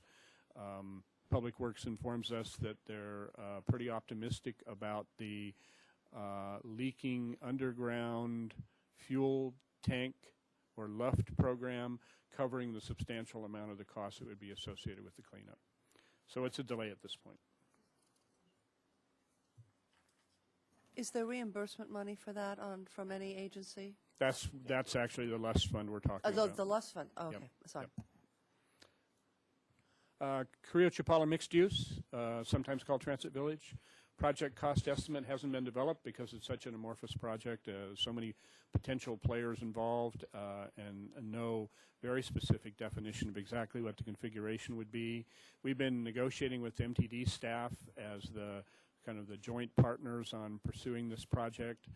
We've been trying to come up with an MOU. There was a bit of a delay there while we looked at the outcome of Measure A. Without Measure A, they probably wouldn't have needed an expanded transit center. We're past that. Both parties are enthused to move forward. We expect to shortly have a negotiated MOU to bring to you and to the MTD board for consideration. And then we'd go right back to that process we had ongoing where we go out for RFPs for a master developer. I would point out that when you go back and look at this chart, recommended chart of project funding, we show an amount of $1.8 million in the project estimate. That's not the project estimate. We just wanted you to know that that's the money that the agency general fund has set aside in an agency capital project for this. Obviously, the project will cost much more than that, but we have $1.8 million on hand. And we also have $2 million set aside in the agency's redevelopment funds for redevelopment housing funds for that. Mission Creek at the Railroad Depot. This is a project that's not on our books. It's not on our capital program, but we've been talking about it and talked with you a few times about it, I think. This is the concept that it would be good to stimulate that larger Mission Creek flood control project by beginning a phase of it in conjunction with the county. It would contemplate constructing a portion of the project that crosses the RDA-owned depot property, and that's an eligible use, obviously, of RDA funds. The costs would be shared with the county on a 50-50 basis. That's subject to negotiation, but that's the concept we're moving towards. And we estimate our share would be, as would theirs, each $250,000. So it'd be a way to get that project rolling that hasn't been able to be rolling because of the lack of the federal funding that was originally contemplated. And then the other one is kind of a just do it. This is a Helena parking lot, and this is the last one. This is adjacent to the youth hostel that's going up right now. There was an obligation for us to create a parking lot that would be public parking but also be overflow parking for the youth hostel. That was an obligation in the DDA with Fess Parker. That was negotiated away recently when we ran into contamination problems on our property that you're aware of from your approval a week or so ago on consent of the cleanup of the hazardous materials. We did have to provide access and egress to the hostel parking lot. We did that through that process. We no longer have to build this parking lot, and in 2005 you took the funding off of the program for it. It's no longer there. But we've been engaged in conversation at your direction with folks that are attempting to build a children's museum on our property across State Street at 125 State Street. And we think it's likely that in order to make that project happen and to mitigate the parking impacts, that we'll probably need that additional public parking there off of Helena Street. and it would just add to the public parking that's available in the area. Plus, we now have the access and egress being improved into the hostel, and then we have the small dirt lot, and I'm not sure that we have a lot of great ideas at this point for something else to do with it other than that parking. So we'd be recommending to you that we spend $500,000 to complete the process of putting that parking lot in. Now, just quickly, there's possible projects for the future. And this is just brainstorming. This is when folks have said to us, what about this project or that project? Wasn't a formal solicitation process. I'm not going to read them all to you, but I am going to go to just a few finishing slides that give you some details on the 5 or 6 that we think probably have the most legs or the most important significant projects on that list. And they are Library Plaza, Lower Milpas improvements, Fire Station number 1, Phase 2, the Cabrillo Bathhouse, Chase Palm Park Carousel, and parking structure improvements. Library Plaza, that's a concept that's been under discussion in the library department. It's conceived as an opportunity to enhance the Anapamu frontage and coordinate with our new open space across the street in front of the Casas Las Granadas housing project. And that open space, which I think is getting really good reviews, is called Jardín de las Granadas. The concept would include creating a sculpture garden and an open, comfortable public space that would have influence on the use of that space. And the project would complete agency improvements in a key civic space. Lower Milpas, this is brought up by Member Snyder a number of times. This project could include streetscape improvements such as lighting and sidewalks. It would insist in, pardon me, let me try again. It would assist, the neighborhood may insist on it, but it would assist the neighborhood in counteracting some of the impacts from the homeless services that are in that neighborhood. And it's not defined in any way that we have a cost estimate for you at this point. Fire Station number 1, Phase 2. Phase 2 would renovate the muffler shop for the fire department administrative offices. The current renovation doesn't include administrative offices, and as you know, for that purpose, we're renting administrative offices in the building at 925 de la Vina Street at a cost of approximately $20,000 a month. So if this project went forward, there'd be opportunity to save that money. The estimated cost for the project of improving the muffler shop is about $4 million. Cabrillo Bathhouse, it's an important community recreational resource. It's in significant need of restoration, and we have no other likely source of funds identified for that. Chase Palm Park Carousel, oh, by the way, let me just go back. It's not in the project area, but it's owned by the city, and it serves the project area for recreational benefits. Chase Palm Park Carousel. The carousel is currently leased to the city. The lease is due to expire, and the owner no longer informs Park and Recreation Department the owner no longer wishes to lease or operate the carousel. They'd prefer to sell the carousel to the city or an outside buyer. If they sold it to an outside buyer, it would be removed. The estimated purchase price on a friendly price to the city or the redevelopment agency is about $750,000. And then parking structure improvements. There are a number of needed improvements to structures 2, 9, and 10. Very preliminary cost estimate, $2 to $3 million. Remember that these structures were funded by the redevelopment agency. When the agency goes away, the ownership of those will be transferred to the city under our parking agreement with the city. And the funding for maintenance improvements could be problematical in terms of any other sources at that time if redevelopment's not available. However, our rate structure should include some estimate for replacement. For some rehab, right? So there should be some factor built in there in terms of the rate structure. That's a possibility. And that does it now. I'd like to ask Stephen Falstich to help us with the interactive spreadsheet. And you can have at the staff recommendations and tell us what's not in there or what shouldn't be in there or any changes of amounts that you might want to suggest. We just took a first cut and we realized there's 13 million different ways to cut this thing, but these are the staff projects and funding amounts that we've identified.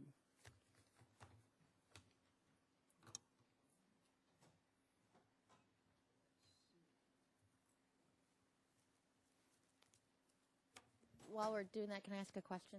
And since Ms. Falcone's out for a minute, the housing fund set-asides, when we were in here in 2005, one of the things the redevelopment agency did was set aside $2 million of capital money for housing in particular, and I believe we used that for the Mental Health Association, and we're down to zero on that. You actually set aside two different pots of housing general fund and put it housing RDA general funds and put it in the housing category.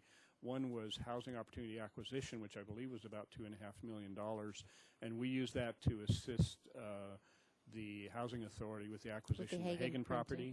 And then you also set aside what we called a housing contingency fund. Right. I don't know the exact fund balance right now. You spent some of it to assist with the sobering center down in the Falding Hotel. Okay. And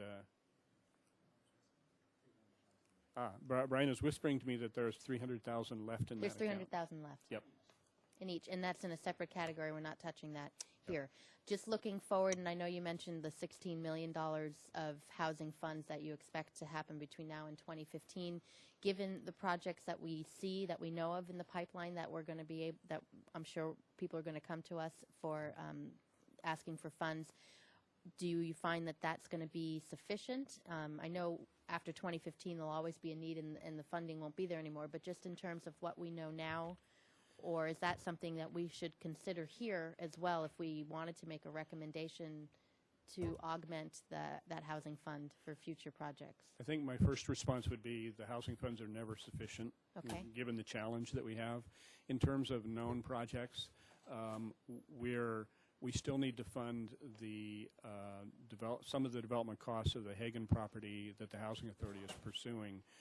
We're going to be challenged to come up with the original estimate of about $2.7 million for that in this fiscal year, so we might have to find a way to bridge towards some of the money that will be available next fiscal year in the housing fund. The Transit Village is the other obvious one, although the direction that the Transit Village concept has been going as a result of board discussion or board's discussion, including MTD, has been to focus on workforce housing. And if we're focusing on workforce housing, then we can't use the housing set-aside Correct. funding for that either. That's Right. just low and moderate. Otherwise, There's also the Bath Street, and that. Are we finished there? No, or Bath Street is another one where we'll need to come up with funding, and I'm expecting that that's somewhere in the next fiscal year or the following fiscal year, and you'll have the new revenue from the set-aside for that. Okay. Those are the hot ones. Other than that, there are always projects we're talking to folks about, but unless I'm forgetting anything, Stephen, I don't think there's a very significant one that's close to being up on the table right now. So just to cap it off with a bow, basically, the ones that we know about either through this year or very soon after, we will have the funds in the 20% set aside to take care of those needs. That's accurate. Okay. That might not be accurate. Right.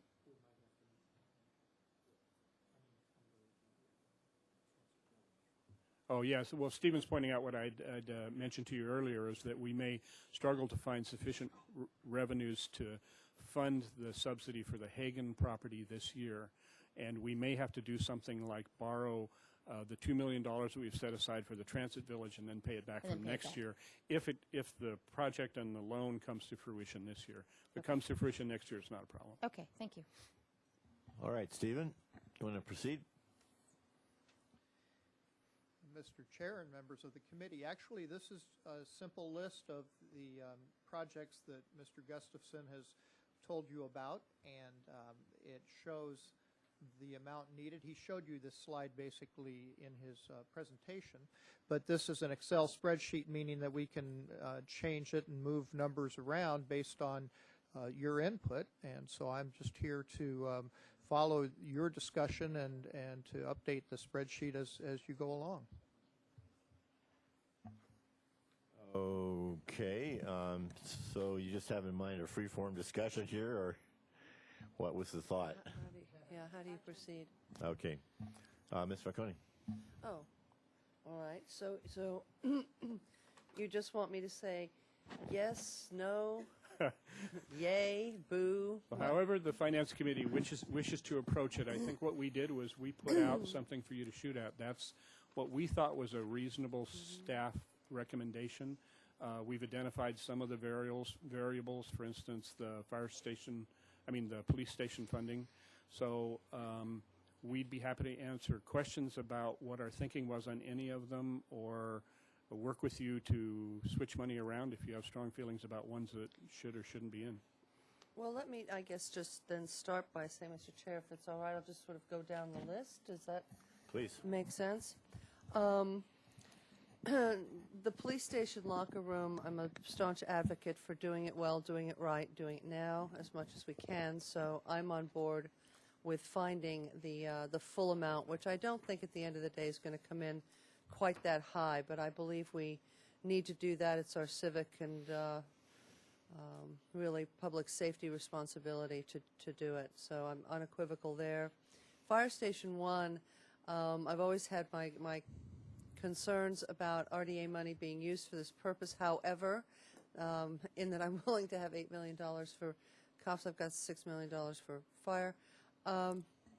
However, the number 2 portion of it in the muffler shop, I think that can wait into the future a little bit longer, and so I would be willing to take a look at that once the station is finished and everybody's in, and we can sort of reassess now what is the need, what are the needs really going forward there. I think in a couple of years that would be a clearer call, just a clearer call, not that it shouldn't happen. If I could just break in briefly, just for everybody's understanding, I know you understand it, but that fire station phase 2 isn't on this list. So No, I see that. You're making a statement for what might happen in the future. So it was on one of the discussion Right. points, and so Right. I just want to let you know how I feel about Good, thank you. it. But Carrillo Recreation Center has been, too long in coming. It needs to be finished for the benefit of the community. West Beach pedestrian, well, I've been a founding supporter of this concept, so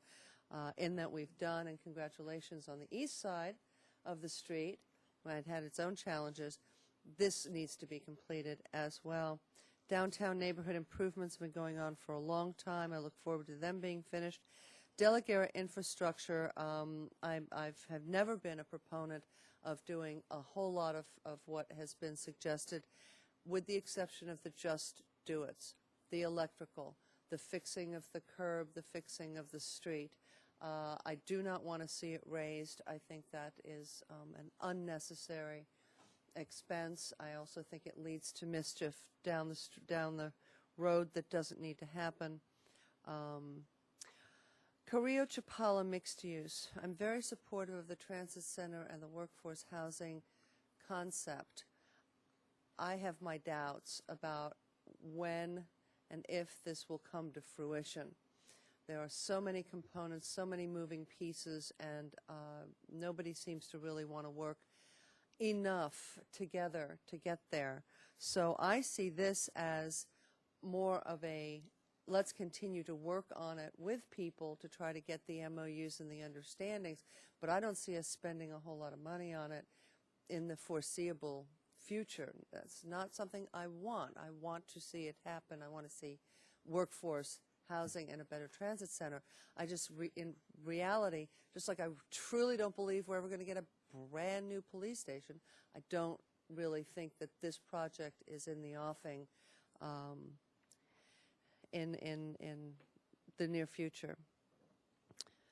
Cacique, I don't know, we can't seem to give it away, but I do think that same thing as Carrillo Chapala. I think we need to continue to work with those parties that have expressed an interest in partnering with us for a whole lot of greater good. There are a lot of dominoes that could fall into place if this property is developed in particular ways, but it's not there yet.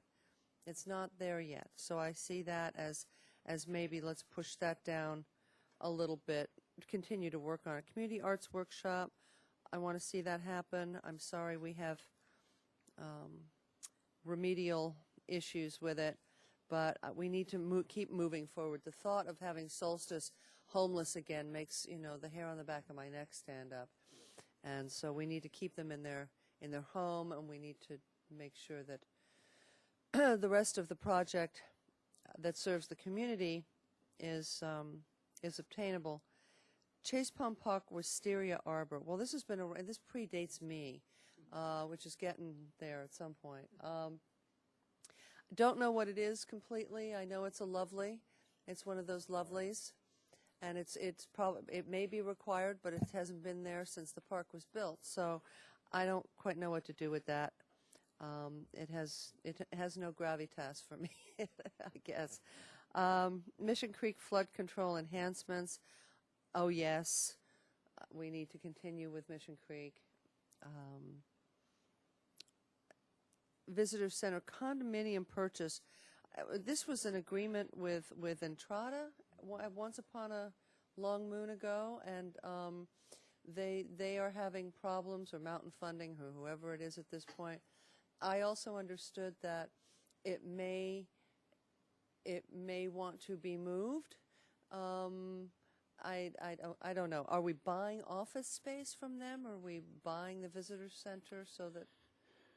What's the deal Yes, Mr. here? Chair, Member Falcone, the deal was that we would buy a commercial condominium space from the Entrada, and in that space we would put an annex to the visitor center that's already down at Garden and Cabrillo. Right. And, you know, you might recall at some point we were contemplating putting a visitor center on 125 State Street. See, that's but then it shifted over to the condo space in Entrada. Right. So it sits there awaiting a negotiation when Entrada is completed. Well, you know, that seems like money that could be shifted around for something else. The historic rail car, as I said, that's actually well on its way. In fact, we should check in on that and see how that's going. But that most of that money, the lion's share of that money, doesn't come from RDA. It comes from a grant from the state, and so we'll get that back. Where are we? Lower State Street sidewalks. Well, again, waiting on Godot, waiting on Entrada. Fire station number 1. Again, EOC. Help me. Oh, the EOC, the room that we want to do for the EOC. That goes within the current remodeled piece of it, right? So that is really, it's just an enhanced piece that we have to find a little money for. Okay, that's fine. West Side Center Park improvements, yes. Spencer Adams improvements. This is not a lot of money, but I don't think I know what this is. The Spencer Adams parking lot improvements, or just that, improvements to the parking lot and the area surrounding Spencer Adams, which is the Lawn Bowls Center. Oh, Lawn Bowl. And so that's well, actually... Talk to me in turn of Louise Lowry or yeah, Lawn Bowls sorry. or something. Okay. Lawn Bowls. Okay, Spencer So Adams. that's actually moving forward, and I believe is scheduled to begin construction in the early spring. Yeah, that's fine. The IPM Sustainable Park improvements, what are we doing there? Are we hiring more people? What? No, actually, Mr. Chair, Committee Member Falcone, these are a number of improvements to parks properties located within the project area to bring them up to speed with integrated pest management and sustainability. So they're putting in curbing and mow strips and other such improvements to the parks, whether it be over at Chase Palm Park to various parking lots, all within the project area. There'll also be signage in a number of the parks to let people know what's going on and what IPM but these is. are improvements that will help save us money in the future. They aren't all fluff and cotton, are they? That's the idea. Okay. Not Well, the fluff and cotton. but Right. actually Yeah. save Yeah. money. we can't do fluff and cotton these days. We'll get back to it, but you know we need to do basics. So that's where my head is. That's where my mindset is. The lovelies need to take a little back seat at the moment. Mission Creek Flood Control Train Depot Project, you just explained that. I'm of two minds. Helena parking lot, again, waiting on Godot. You know, we're waiting on Helena, on Entrada to some extent, aren't we? Not really? No, that one actually, we can go at any time. It was associated with the construction of Fess Parker's Hotel and then the hostel that was required. But now we're tying it more to the the Children's need for the Museum. Children's Museum to have to do that. Which is independent of Entrada. Yes, no, I understand that. All right, well, that's my list. Those are my my druthers, and I'm pretty. And in the first batch of what I said with regard to the first half dozen projects, I'm pretty staunch about it. So, okay, thank you. Thank you. think I'm going to take a different approach of give you more of a philosophy of how I'm coming from looking at these projects. First off, I think we need to pay ourselves first in terms of making sure that the city-owned projects that we have listed, infrastructure improvements, whatever, we have to make sure that we have the funding to do that. And given the ERAF shifts that are looming or potential, and who knows where they are, it's unfortunate we can't add grants to community organizations, but I think we need to put that in the reality scheme of if we had an extra million, if we didn't have the 1.4 being taken out from the state, and we, that's still a question, I would certainly recommend that we go back out to the community. I think it helps as an economic stimulus to a lot of nonprofits in some ways also. So since we don't know the answer to that yet, I agree with your recommendation that we should not have another round of community grants, although if for some miraculous reason that should change and we have that 1.4 million, that's where I'd like to have that conversation that perhaps $1 million of that could be used for community grants. So that's just one. And then the other bigger picture comment is about the RDA project contingency account. That has been very helpful to have on the books when other projects have come in over budget, that's been a place where we could come to without having to rob Peter to pay Paul for, other projects. So, for example, what I mentioned earlier about some of these budgeting items that should be closed out, that might be a savings of about $200,000 or something like that. I think that would be a good place just to roll it in. That it's a sort of like a savings account or a buffer. On the flip side, that can also be used if the opposite of the miracle of the state comes and they actually want more money than the 1.4, then that scenario where that can come from. So just to be prepared for uncertainties in that sense. A lot of these projects here, I mean, basically I'm looking at the additional funds needed column, unless I wanted to just say, let's just take out a project altogether and stop right here. I think that's really what you're looking at. And a lot of these projects, like Plaza de la Guerra, like the Transit Center in particular, even those two in particular, and the Visitor Center, the ones that we're waiting for, we're still sort of waiting to see what the outcome's going to be on those. There's still things outside our control at the moment that we don't know yet. So I don't think it makes any sense to take them off, and I see why you don't put additional money into it either. So that makes a lot of sense to me, just to keep them on the books for that reason. Which way we go with Plaza de la Guerra or with the Transit Center, I haven't seen those projects in months, if not years. So it's hard for me to say which way to go without seeing what's happened since the last time we've had a meeting about it. The community arts workshop, the staff the $0. I don't want to lose sight of it. So what I'm understanding you're saying here is that $735,000. We're just going to put it on hold for a different year because we're just looking at this particular fiscal year. That's correct. So that makes sense. But I just want to put out there that the $0 recommendation doesn't mean we don't want to move forward. It just means we need to figure out what's going on with the area first. And it wasn't intended that way. Okay, and I get that. So, staff really did the lion's share of the work in terms of what's our budget available and what do we have. The biggest ticket item, and we just talked about it a couple of weeks ago, about the police station. As much as I can't stand spending $8 million on what's going to end up being, the police station needs new locker rooms. That's, and it's, I think Captain Mannix the other day mentioned the term